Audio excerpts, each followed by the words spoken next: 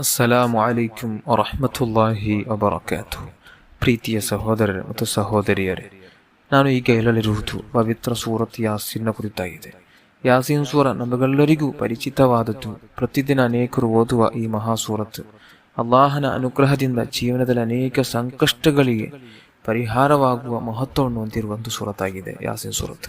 ಪ್ರೀತಿಯ ಪ್ರವಾದಿ ಮುಹಮ್ಮದ್ ಮುಸ್ತಫಾ ಸಲ್ಲಲ್ಲಾಹು ಅಲೈಹಿ ವಸಲ್ಲಮರು ಹೀಗೆ ಹೇಳಿದ್ದಾರೆ, ಪ್ರತಿಯೊಂದು ವಸ್ತುವಿಗೆ ಒಂದು ಹೃದಯವಿದೆ. ಪವಿತ್ರ ಕುರ್ಆನಿನ ಹೃದಯವಾಗಿದೆ ಸೂರತ್ ಯಾಸೀನ್. ಇನ್ನೊಂದು ಹದೀಸಿನಲ್ಲಿ ನಬಿ ಸಲ್ಲಲ್ಲಾಹು ಅಲೈಹಿ ವಸಲ್ಲಮರು ಹೀಗೆ ಹೇಳುತ್ತಾರೆ, ಯಾರು ಸೂರತ್ ಯಾಸೀನ್ ಪಠಿಸುತ್ತಾರೋ ಅವರ ಉದ್ದೇಶಗಳು ಈಡೇರುತ್ತವೆ. ಇದೀಗ ನಿಮ್ಮ ಆಸೆಗಳು ಮತ್ತು ಅಗತ್ಯಗಳು ಬೇಗನೆ ನೆರವೇರುವಂತೆ ಸೂರತ್ ಯಾಸೀನನ್ನು ಒಂದು ವಿಶೇಷ ವಿಧಾನದಲ್ಲಿ ಪಠಿಸುವ ಕ್ರಮವನ್ನು ತಿಳಿಸುತ್ತೇನೆ. ಇದು ಸಾಮಾನ್ಯ ಪಠಣ ವಿಧಾನವಲ್ಲ. ವಿವಿಧ ತ್ವರೀಕತೆಗಳ ಮಶಾಯಿಖ್ಗಳು ಪರಂಪರೆಯಿಂದ ಅನುಸರಿಸಿಕೊಂಡ ಬಂದಂತಹ ಒಂದು ವಿಶೇಷ ವಿಧಾನವಾಗಿದೆ. ಯಾವುದೇ ಒಂದು ಒಳ್ಳೆಯ ಉದ್ದೇಶವನ್ನು ಮನಸ್ಸಿನಲ್ಲಿಟ್ಟುಕೊಂಡು ಫಜ್ರ್ ನಮಾಜಿನ ನಂತರ ಈ ವಿಧಾನದಲ್ಲಿ ಸೂರತ್ ಯಾಸೀನ್ ಪಠಿಸಿದರೆ ಅಲ್ಲಾಹನ ಅನುಗ್ರಹದಿಂದ ಆ ಉದ್ದೇಶ ಈಡೇರುತ್ತದೆ ಎಂದು ಮಹಾತ್ಮರು ಕಲಿಸಿಕೊಟ್ಟಿದ್ದಾರೆ.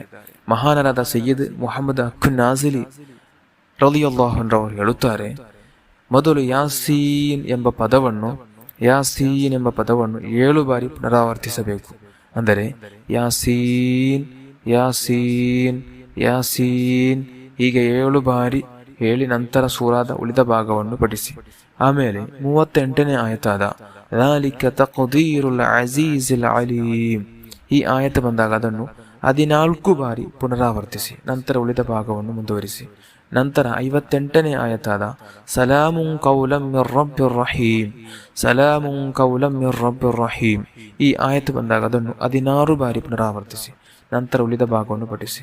ಮುಂದೆ 81ನೇ ಆಯತಾದ ಅವಲೀಸ ಅಲ್ಲದೀ ಖಲಕಸ್ ಸಮಾವಾತಿ ವಲ್ ಅರ್ದ ಬಿಕಾದಿರಿನ್ ಅಲಾ ಅನ್ ಯಖ್ಲುಕ ಮಿಥ್ಲಹುಂ ಬಲಾ ಈ ಆಯತ ಬಂದಾಗ ಅದನ್ನು 4 ಬಾರಿ ಪುನರಾವರ್ತಿಸಿ ನಂತರ ಸೂರತ್ ಯಾಸೀನನ್ನು ಸಂಪೂರ್ಣವಾಗಿ ಮುಗಿಸಿ.